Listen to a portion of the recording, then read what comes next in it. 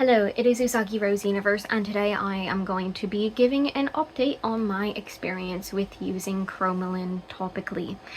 Now, this is just my own personal experience. I just want to put that out there because I regret ever trying Cromolyn and I wish that I never went through with it. But there are people who regret not going on it sooner because it totally changed their life and for the better. But for me, it seems to have changed my life for the worst, and my health has been the worst that it has been ever. If you hadn't seen my previous video on Cromolyn, I tried the oral liquid Cromolyn, but topically. And I didn't just decide to do that on my own. I did that with my doctor. That is how we agreed I should start using it, because I am extremely reactive to so many different medications, not just the fillers, but the medications. And there are some other things such as milk protein, that it touching my skin is enough to cause me anaphylaxis. So we agreed that it would be the safest for me to try to see if I could even tolerate the Cromolyn on my skin first. I did not. Each time it got worse. The third time it caused difficulty swallowing, and it felt like my throat was closing, and that like throat tightness feeling, if any of you have ever experienced that. So I immediately washed it off. I did get other symptoms, but that's the one that was the most concerning to me. And I had contacted my MCAS specialist's office, and both of her nurses told me, do not continue using the Cromolyn, that's not safe. And they told me how glad that they were that I had tried it topically first, because they were like, oh, if you had tried it nasally or orally, that would have been way more dangerous. So I'm glad I did it that way. What I didn't realize in the moment with everything going on, and I've been unpacking more recently as I've been digging into things, is that the day after I started using the Cromolyn for the first time, I started declining. My stomach got worse, and I could see through my text history with my wife that I was complaining that I was struggling to tolerate food, and that my stomach suddenly felt so much worse, and that I felt like I was going backwards instead of improving, because I had literally just improved a little bit because I had increased my Claritin dosage, which helped my stomach and helped my tolerance with food. Because in end of February, early March, I was sick, and that made my MCAS worse, and it made my GERD worse, made my gut motility issues worse. I am diagnosed with gastroparesis, but I have not been properly checked for moles, so it could be moles, but I don't know. It still needs to be ruled out. I'm too unwell to go in person to get that done right now, though. But just wanted to put that information out there. And what also I noticed when digging deeper into things, the day before I took the Cromolyn for the first time, I got takeout from this place that I have been going to for years, and I noted how well I tolerated it and how great I felt. And then literally I had the same leftovers 2 days after the Cromolyn, and just after one bite of it I didn't feel so right and felt like I was starting to have a reaction, and I tried to take another bite and I had anaphylaxis. And in the moment I couldn't figure out what the heck was going on, and I'm like, why did I tolerate it one day and now I can't? What's happening? Now I'm realizing the thing that changed was that I started Cromolyn. There's other foods that I started reacting to after going on the Cromolyn that I previously tolerated, but most of it wasn't anaphylaxis, although some of it was.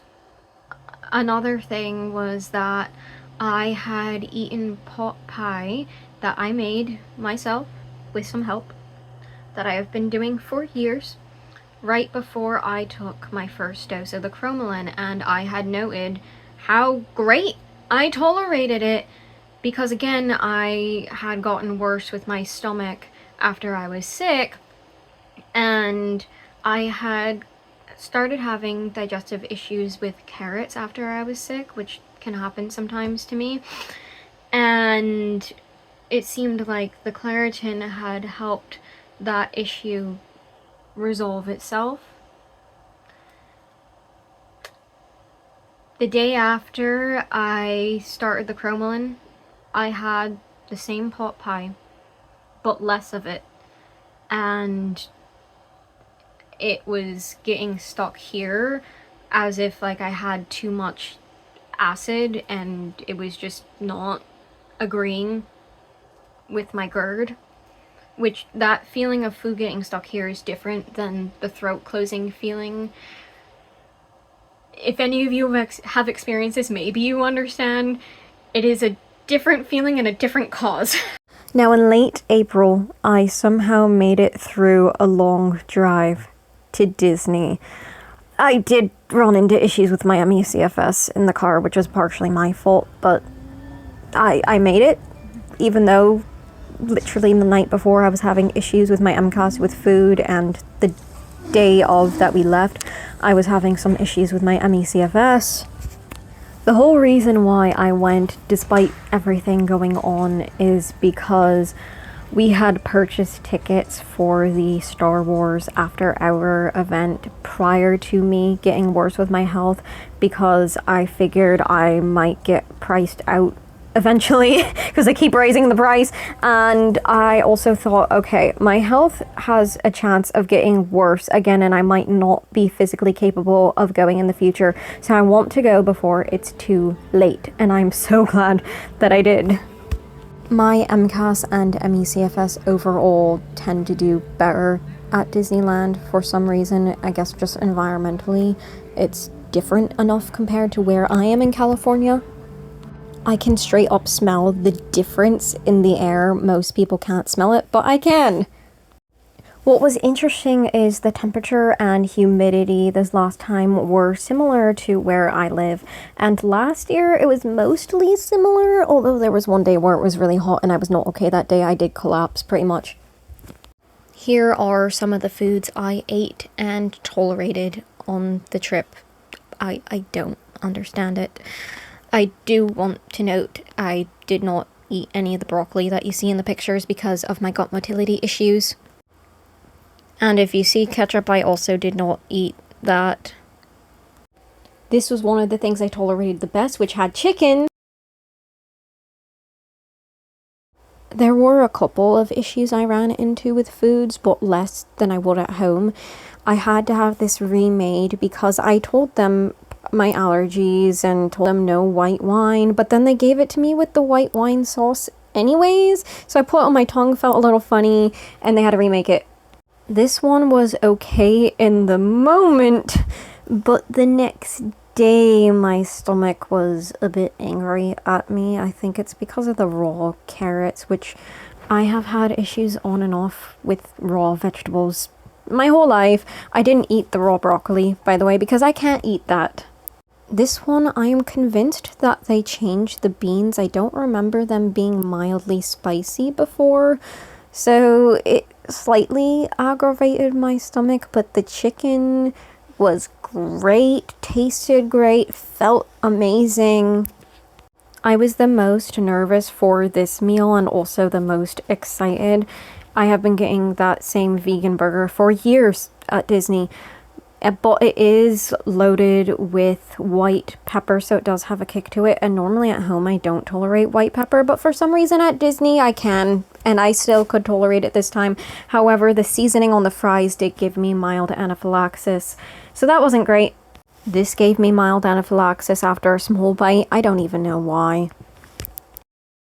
This was at the Plaza Inn. I found out that they have a dairy-free option for the chicken, and you can get rice instead of the mashed potatoes. So I asked for that, but the bread was so hard. It was dairy, gluten, soy, and nut free.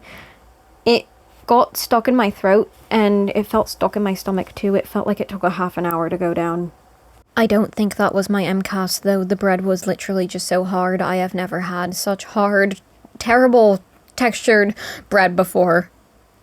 So overall, I was more reactive to foods at Disney this year, even comparative to August last year, but I tolerated significantly more foods on my trip than I was at home, especially after trying the Cromolyn.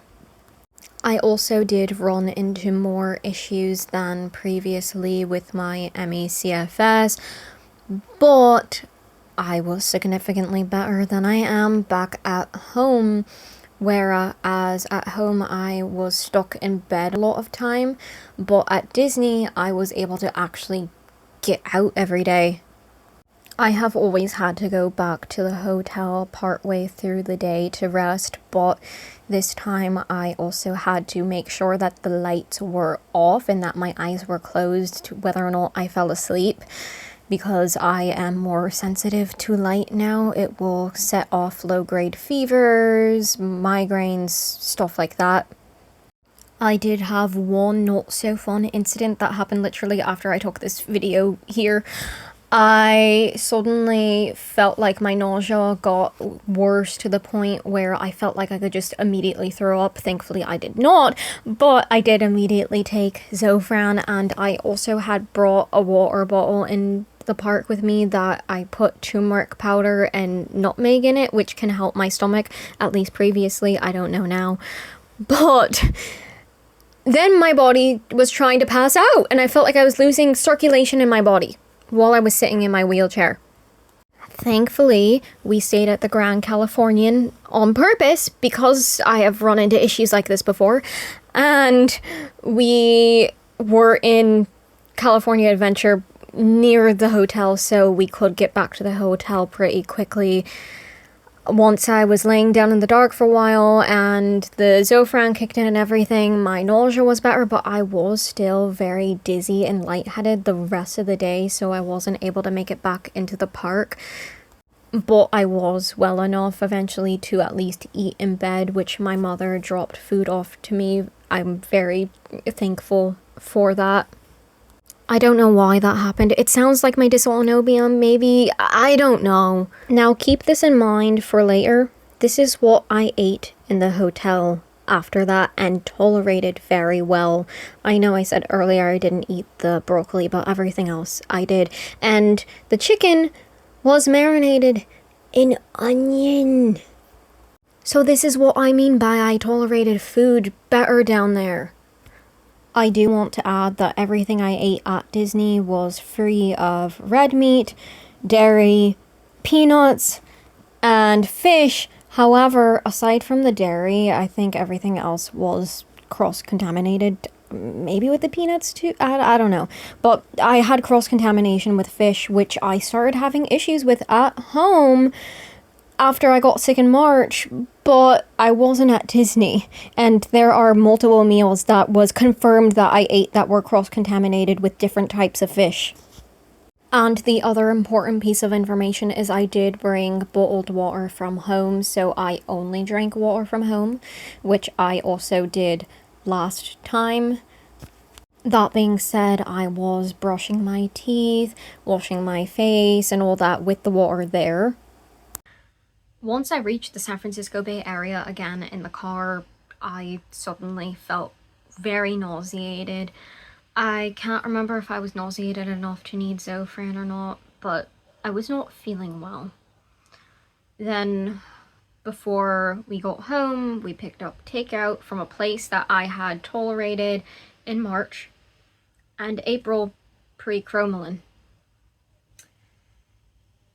But I did not tolerate it this time, specifically the sweet and sour chicken I reacted to, but I was tolerating the braised tofu still and the rice, so I just ate more of that. Now here's where it gets more complicated. I don't think the Cromolyn is the only piece to why I got suddenly worse, and my personal trainer slash nutritional coach also does not think that is the only piece. I also was able to speak to one of the nurses of my MCAS specialist about this next thing, and she also thinks that this could at least be contributing to making me worse, which is that I started getting bug bites since March, ever since I came here to my grandparents' house. And they are flying bugs, because people keep asking me if they are ticks or bed bugs. They are flying bugs that either look like mosquitoes, gnats, or both. I can't entirely tell. But they're little black flying bugs. And after the Cromolyn, I've been reacting to every single bite I get. And the symptoms will include dizziness. My pulse will just jump all over the place. Like, it'll jump from 50s to over 100 within a minute and just like be like.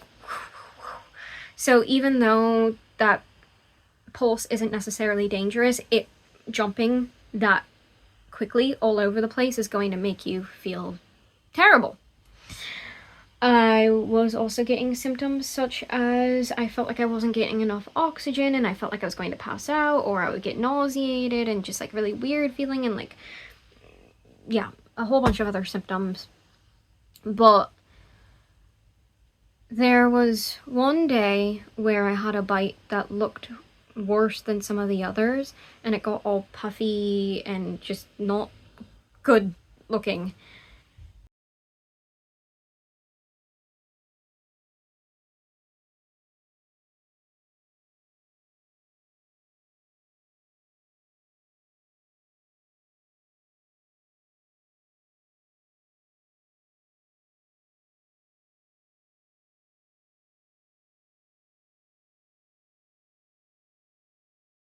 The next day, I had anaphylaxis to zucchini, which used to be one of my staples my entire life, and was one of the few vegetables I had left that my gut motility issues could tolerate.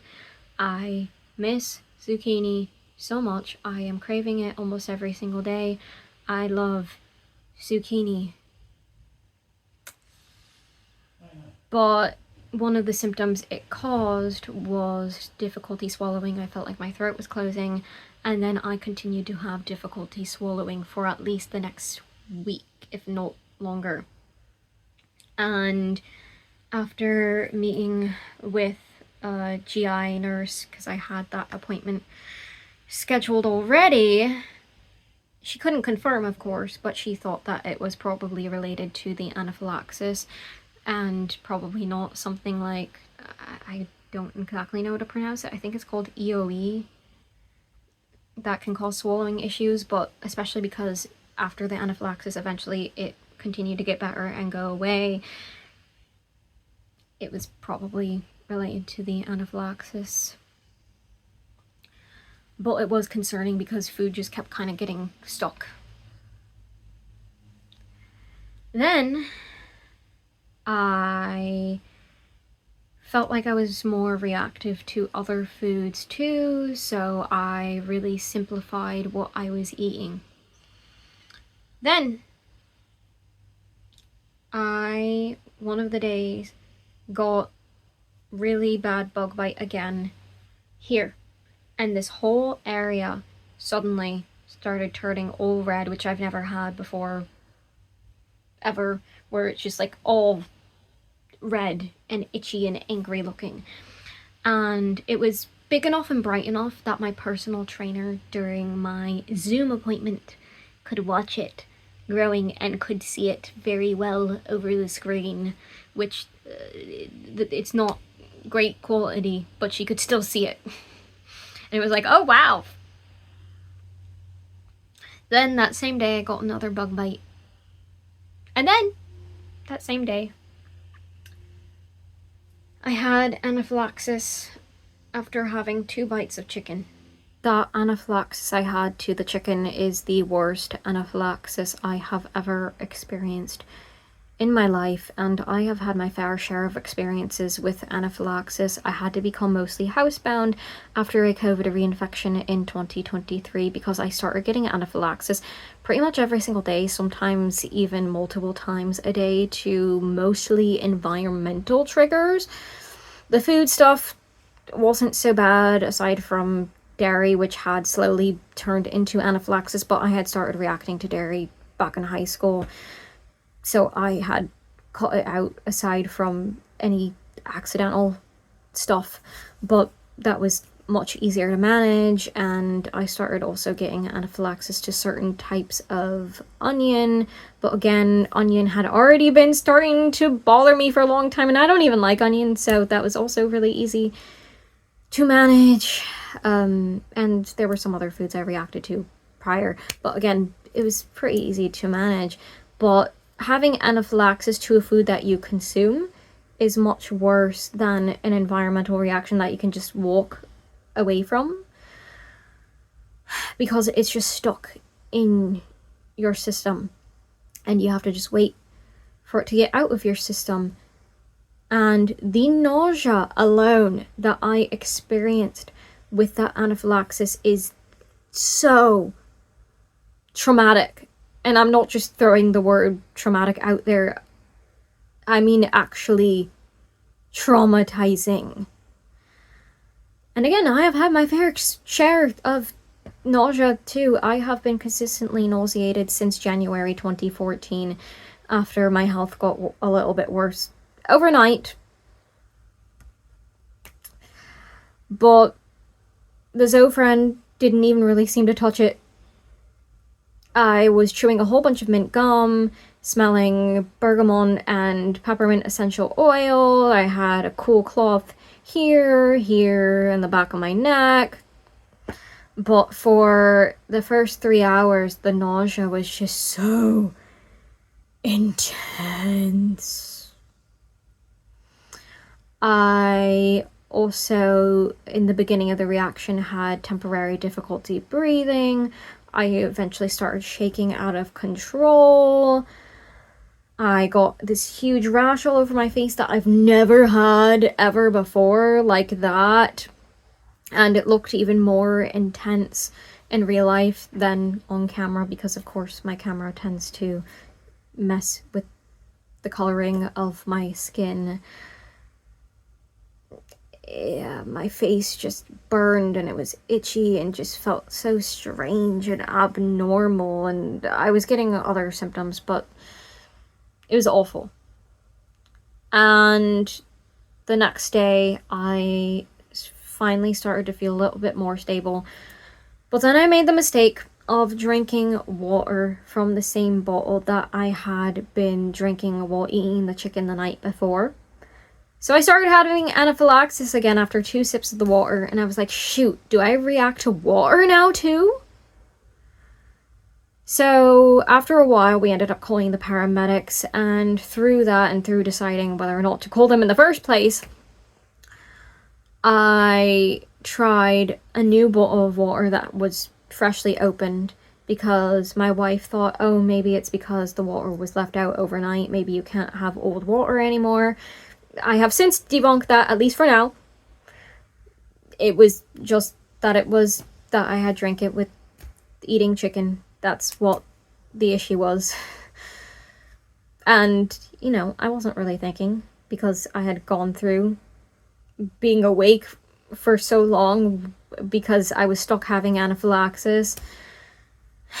And then after the anaphylaxis, I tried to force myself to stay awake a little bit longer and keep an eye on my face with the rash and just make sure that I wasn't still reacting, that I would be stable enough, since everyone else had also fallen asleep. The paramedics would have normally recommended I go to the hospital for what happened to me, but I decided to stay home, and they said they were okay with me staying home given my particular circumstances, because I am immune compromised. And even with that, they would have recommended normally I go in anyways, but just not in the ambulance. They did say because of my immune system, they could not guarantee that the ambulance would be safe for me, and because I wasn't as unstable that I could have someone drive me, that they would actually recommend someone drive me. But I still ended up staying because I get anaphylaxis to a lot of cleaning products, a lot of other people wearing American brands of sunscreens, certain perfumes, not all, certain hair products, again, not all. There are, for some reason, a lot of medical facilities that will put in, like, essential oils, like lavender, which gives me anaphylaxis, or they'll have scented plugins in the restrooms, or air fresheners in the restrooms of the rooms, which please don't do that. That is an accessibility issue, not just to me, but a lot of other people. So I didn't want to expose myself to other things that could also cause me anaphylaxis again. And they did do an EKG on me, they checked my oxygen, my blood pressure, my pulse, they checked my blood sugar, which, you know, a lot of those things, aside from the pulse and whatnot, are things I can't do myself at home. So I am still glad that I called them, because that was important for me to have done. But in the end, I did decide to stay home. I was also feeling a bit on edge because none of them knew what MCAS was. And when asking a local group for people's experience with stuff like this, everyone who responded who said that they had MCAS also had stated that hospitals in the area have no idea what the heck MCAS is for the most part, and don't know how to treat the anaphylaxis with it.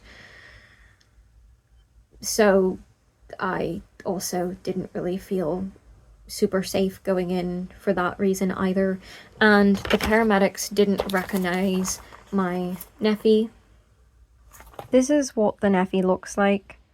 It literally says epinephrine nasal spray, which I ended up having to point that out to them twice because they didn't recognize this as epinephrine at first, even though I said it was, and literally pointed to it, which is concerning.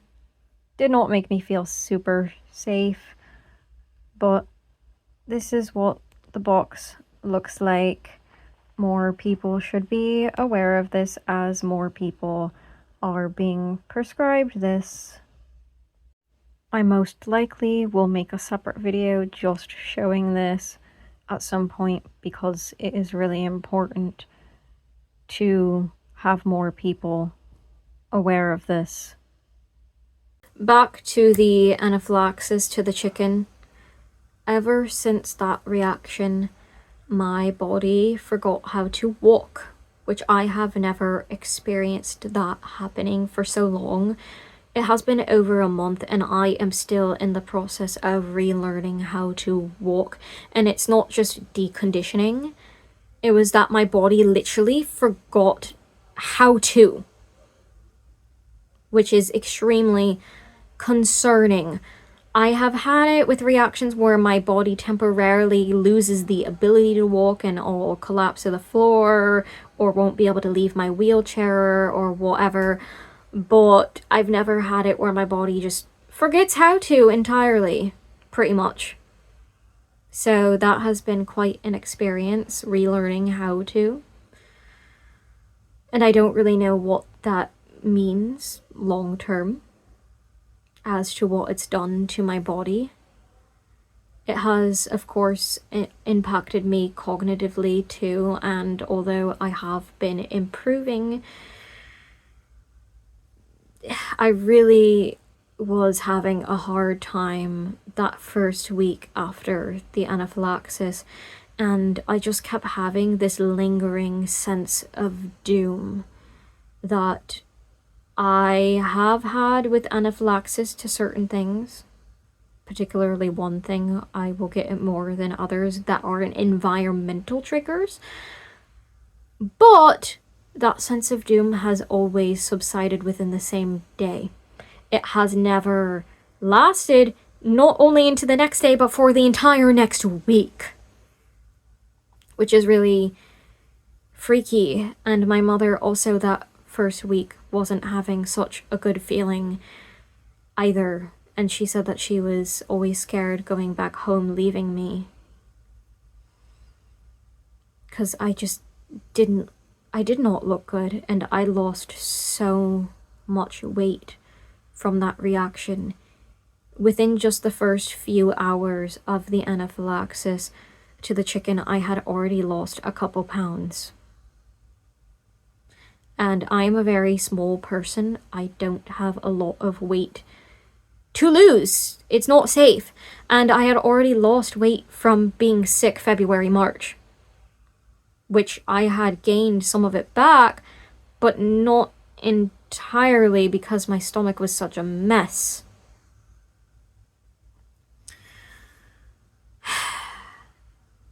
And ever since that reaction, I have been significantly more careful with just everything.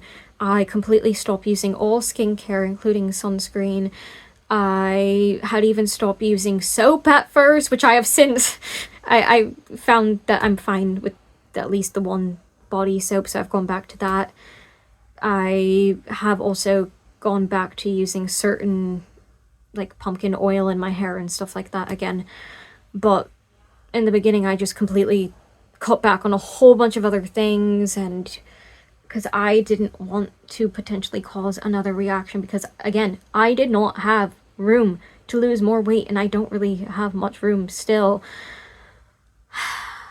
And I understand that right now there is a trend of people trying to lose all this weight. That is not me.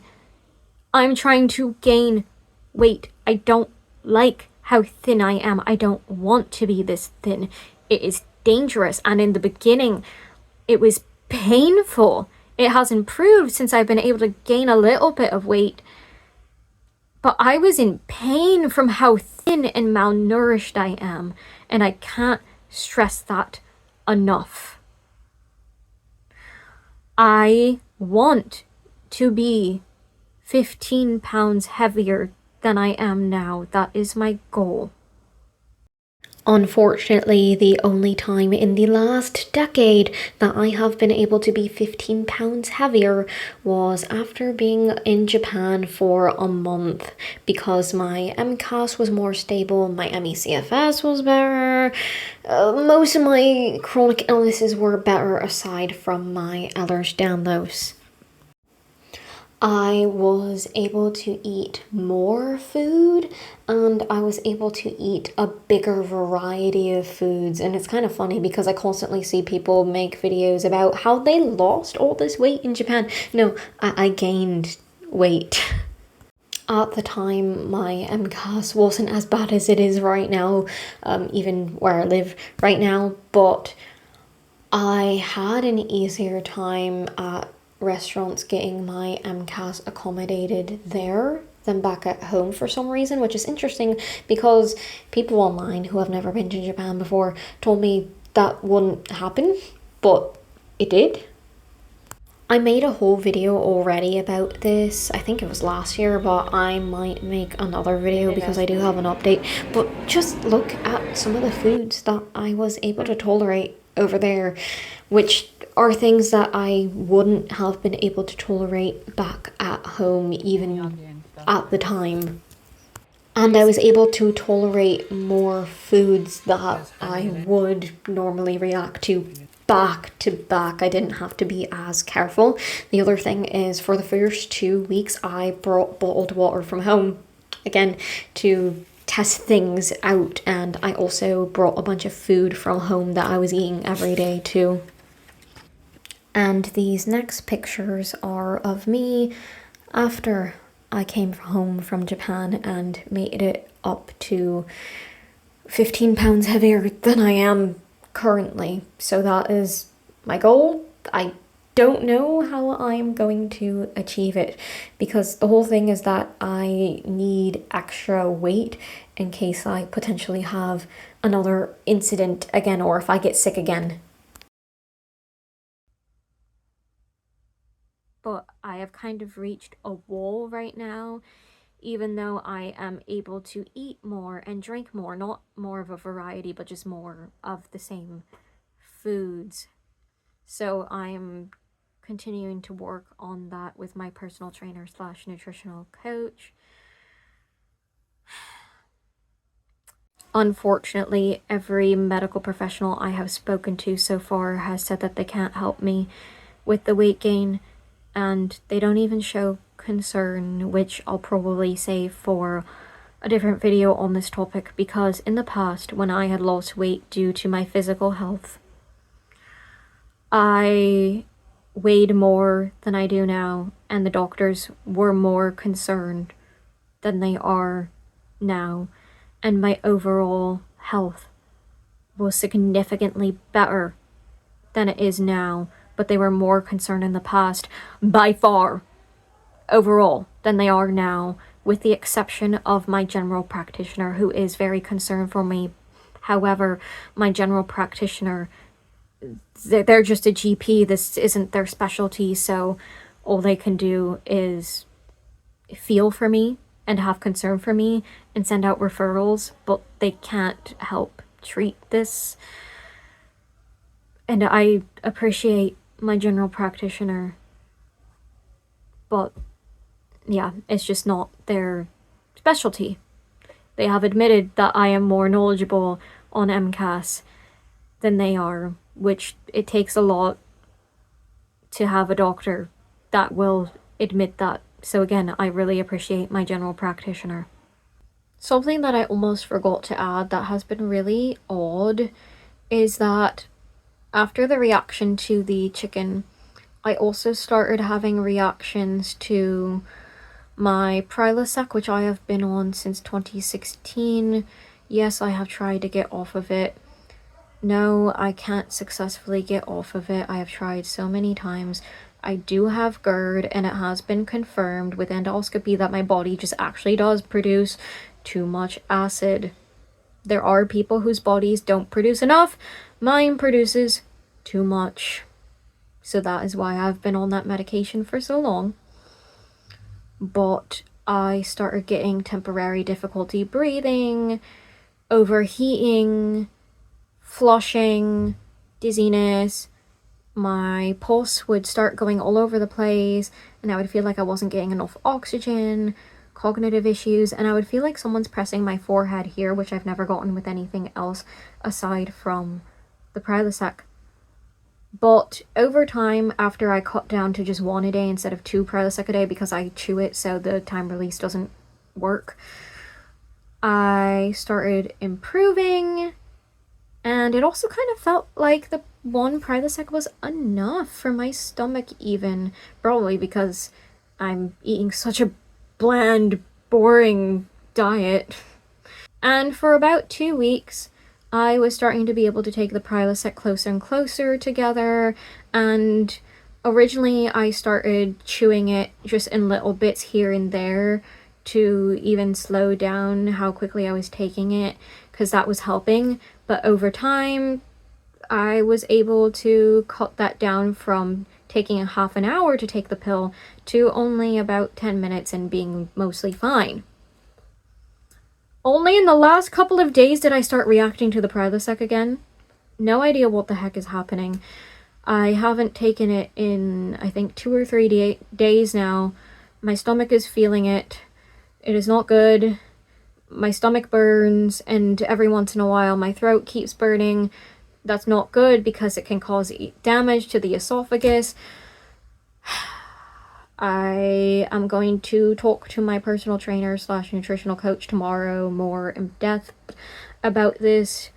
I don't know if I should just try to see if I can get it compounded with other fillers and see if that's the issue, or if it's the medication itself. Then I have no idea what I'm going to do, because my stomach feels worse without it. Something I wanted to add is that I have suddenly, recently, seen other people going through similar things as me with the Cromolyn, and I wish I had seen more of that before, because in my particular circumstance, I may have not gone through with taking it then, probably.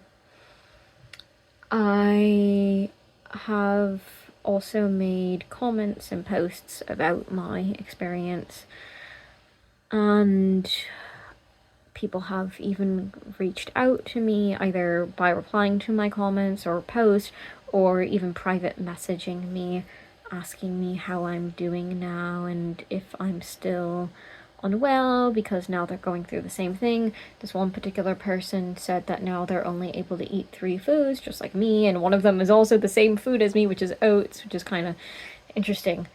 And they had only tried Cromolyn, I think, 4 days, and that was it, but it was making them worse, so they stopped. And then they got even worse than their previous baseline. There is only one person I have seen who has since gotten better. This person said that they went from having barely any food reactions to only tolerating 5 foods after trying Cromolyn for only a couple days and stopping. And it took them 5 months to get back to their previous baseline, but they were able to do that. I asked how they were able to. They said they took DAO supplements, or DAO, I'm not sure how to say that, before eating, which, correct me if I'm wrong, but I believe that's essentially supposed to eat the histamine, whereas stuff like H1 blockers and H2 blockers, they block the histamine, which this is what I take personally. So I don't know if raising my Claritin and thyme is enough. Who knows? That's kind of what I am doing for the time being and trying to keep things calm. And this person did say that keeping things as calm as possible, not pushing things and not trying to rush things out of anger, is also what helped them. They did also eat low histamine. I don't know if things have changed for me, but at least in the past, eating low histamine actually made me worse, because prior to Cromolyn, a lot of the things that I tolerated the best were not considered low histamine, and there's a lot of things I would react to that are low histamine. So particularly before recently, sourdough bread used to actually help my stomach feel better, and people say that that's high histamine. I have heard mixed things on whether or not ginger is low or high histamine, but that's another thing that up until recently I was relying on for my stomach. The only other thing that person said they did was take Benadryl for emergencies, but only for emergencies, which I can't take Benadryl. I react to it. But that's all they did. So that does give me hope. This person did also say that they were pregnant during all of this, so that may have exacerbated things, since pregnancy can mess with your hormones, and your hormones can mess with MCAS and vice versa. I have not found anyone, though, who has only tried the Cromolyn topically and reacted in such a way, but then again, I haven't been able to find anyone in general who has only tried Cromolyn topically, but please let me know if any of you have had a similar experience to this.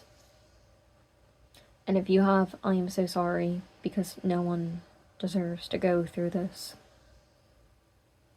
I did also want to mention that my doctors did throw a whole bunch of medications at me aside from just raising my claritin. One wants me on 100 and something milligrams of Allegra twice a day, but the other doctor told me to just raise the claritin, and the compounding pharmacy said that would be too much Allegra for my size on top of the claritin, so I don't know.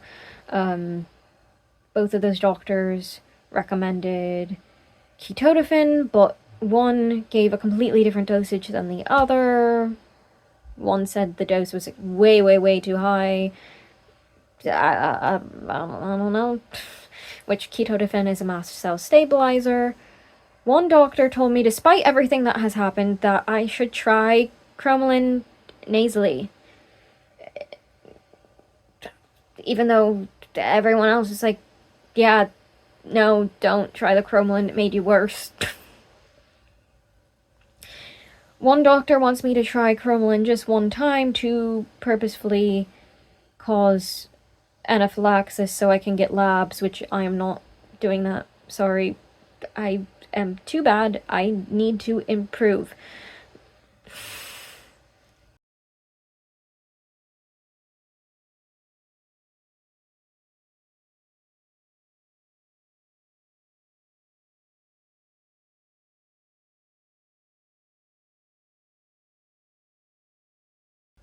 She did say I had the option of getting labs another way if I have a reaction to something else.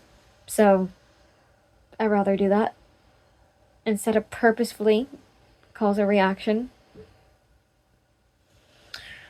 I was also told by one of the doctors to do a week of steroids and that it was guaranteed to make me better. But the other doctor told me, do not use the steroids. And you can't guarantee that a medication for certain is going to make a patient better. You can say that it might help, but you can't guarantee that it's going to make them better, because too many people guaranteed that the Cromolyn would make me better. And people also guaranteed that I wouldn't react to Benadryl. And I did.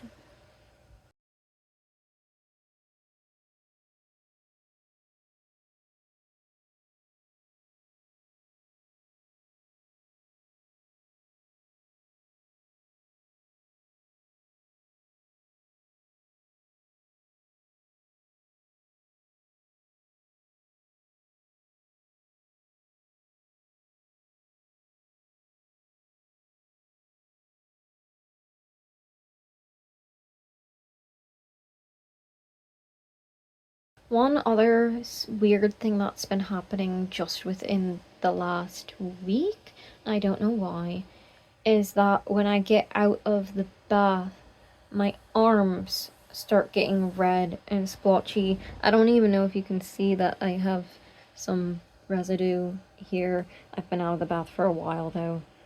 I don't know if this is showing up either. It was starting to get itchy here and kind of feel like it was burning. But it's specifically happening when I get out of the bath, and I have no idea what the heck that is. It went away for a couple days, and then it decided to come back today. I also, last week, a little over a week ago at this point, my stomach started getting really itchy, and it slowly started getting more and more bumpy. And it's been improving the last few days. I have no clue what the heck that's about either, and I don't really know what to do about it, because in January I stopped tolerating Benadryl cream, and I don't know what else to put on it, and I'm kind of nervous to put anything else on it right now with not knowing what the heck I do and don't react to. I almost forgot to add that my personal trainer slash nutritional coach actually came to the conclusion that the Cromolyn made me worse, separately from me, with doing her own research in her own time, and I am very thankful that she is helping me through this, because most medical professionals don't want to dig into the root cause if it's not related to COVID, and I'm lucky that my doctors even care about long-term impacts of COVID, because there's a lot of doctors and other medical professionals that don't even acknowledge that, or don't care, or are still in denial about it, or somehow still don't even know that that's a thing. Literally, my doctors will just ask, "Oh, have you had COVID recently?" No? Okay. There is a medical professional I spoke to back in April prior to starting the Cromolyn, and I was just trying to give a very brief explanation about how I was sick in February and March, and how I got suddenly worse after that, especially with my GI symptoms in particular. And they just straight up said that the cause of what made me worse doesn't matter. In my lived experience with this, it does matter figuring out the root cause. It absolutely does, and I see so many other people where finding the cause of what made them worse helps them move forwards with potentially improving.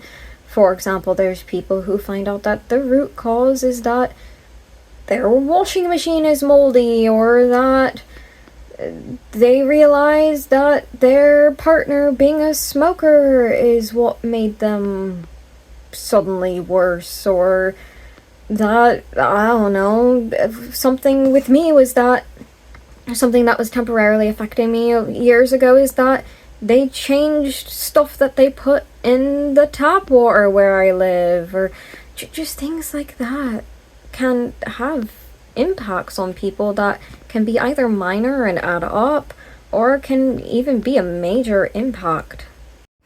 This last portion of the video, I'm going to be showing the variety of foods I was able to still tolerate for the most part after I had been sick in February and March. There are a couple of foods that I did start getting anaphylaxis from, such as barbecue sauce, which was one of my favourite foods, which is the whole reason why I started the Cromolyn in the first place, in hopes that I could get things such as barbecue sauce and matcha back. I did not. I actually react to matcha even more since the Cromolyn.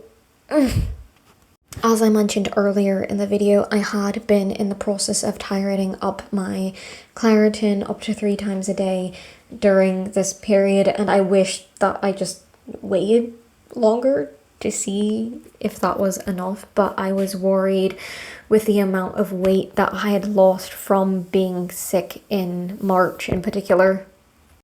And medical care was failing with helping me, and I was struggling to keep food down. I had to significantly increase the amount of Zofran I was taking for a while. I have taken more Zofran just from February through now compared to the entirety of last year. Cromolyn also was pushed on me really hard since 2024, and one doctor wanted me to go on 4 vials a day to begin with. Please don't do that. I'm not a medical professional, but these next foods are examples of what I was able to tolerate prior to being sick in February and March. So as you can see, I was able to eat a bigger amount of food and a bit larger of a variety of foods. There were admittedly some things that I never added back in after being sick, because I didn't think it was a good idea for my stomach, and I didn't want to add too many things back in with my MCAS either. I do want to make it clear that everything you are seeing here is free of dairy, red meat with the exception of gelatin, I also was almost entirely caffeine free, with the exception of matcha and hojicha, which I had gotten back early 2025 after not being able to tolerate those for several years, and now they are gone again. And no caffeine includes no chocolate, no decaf teas, no decaf coffee, because that gives me anaphylaxis. I also could not have the majority of fruits, with a couple exceptions. I couldn't eat certain vegetables, such as specifically fried or baked broccoli, I couldn't have, but I could have it steamed, so there are weird things like that. There were also certain seasonings I couldn't have, but it didn't completely make sense. Like, I could eat some things with garlic powder, but other things with garlic powder would give me potentially even mild anaphylaxis. I don't get it. And then onion I mostly cut out, but there were some exceptions that I was able to tolerate, but for the most part, I had cut out onion for years at that point. I'm just so sad because I used to say how lucky I was to have MCAS, but be able to tolerate such a variety of foods.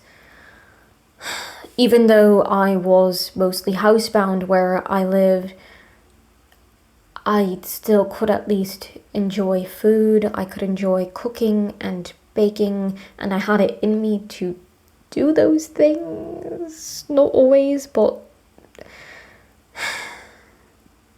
And now here are the few things I have been able to eat in the last. Now it's been over a month. There are only 3 different foods I have been able to eat for over a month, and I know there are people with MCAS who have it even worse and they're only stuck with one food for even longer than I am, but it's horrible. It's awful. I hate this. But this is one of the things that I've been tolerating. I don't understand it. Here is the ingredients list. It's really weird, but if I'm tolerating it, then I'm accepting it. This is another thing I have been tolerating. Just plain, boring oatmeal. So plain. The only thing I'm having in the oatmeal are oats and vanilla oatly oat milk. I am glad I can at least tolerate the vanilla flavor, so it's something, but I can't really taste it within the oatmeal, to be honest. But here's the ingredients of the oat milk. Whenever I'm telling medical professionals that I have ice cream cones but don't mention ice cream, they get really confused. The reason to that is because I was also originally eating this too. I stopped eating it because it felt too heavy on my stomach, which is weird because this used to be one of the lightest things on my stomach. I don't understand it. The other thing is that one day I felt like I was getting a brain freeze, but I couldn't tell if it was that or my MCAS reacting, and I kind of panicked because this was very soon after the anaphylaxis to the chicken when I was still, not okay and just trying to survive. I mean, I still am trying to survive, but even more so back then, I was not okay. So I cut this out. Here are the ingredients in this. I really hope I can get this back again because I was very happy that I was able to tolerate coconut oil.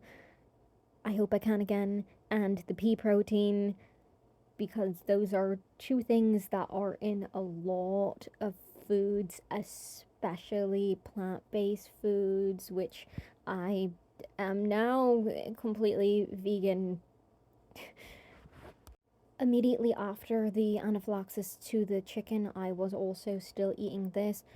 I also have since cut this one out because I had eaten this at the same time as the Prilosec and I couldn't tell which thing I was reacting to, and I panicked, so I cut out this. I have since tried to add it back in, but unfortunately, I had started my period while I was trying this out, so I don't know whether or not the symptoms I was feeling were my period or the bread. Ugh. So because of that, my personal trainer slash nutritional coach has advised me to wait until I get more stable, and just because I'm still having all these weird reactions, she said I shouldn't really be adding new things in right now and just stick with the three foods that I do have, because at least oats and the oat milk are nutritious. It's not ideal, but it's also not the worst food options. Particularly the oat milk is fortified with different vitamins, including ones that I had historically been low in. It is just a struggle because the oatmeal is kind of hard on my stomach, and I don't think I've ever just had oatmeal by itself. Even when I was a kid, I typically would also have potatoes with it, or bacon, or some sort of bread, or something like that. So it is quite an adjustment. My goodness, I cannot believe this video is an hour long now. It was not supposed to be that way originally. So if you have made it this far, if any of you have, thank you so much for watching. I really appreciate it. I hope you are having a nice day, and remember, if you are going through something similar or have gone through something similar, please let me know in the comments, because I would like to know if anyone has been able to improve with this situation. Thank you so much for watching, and goodbye.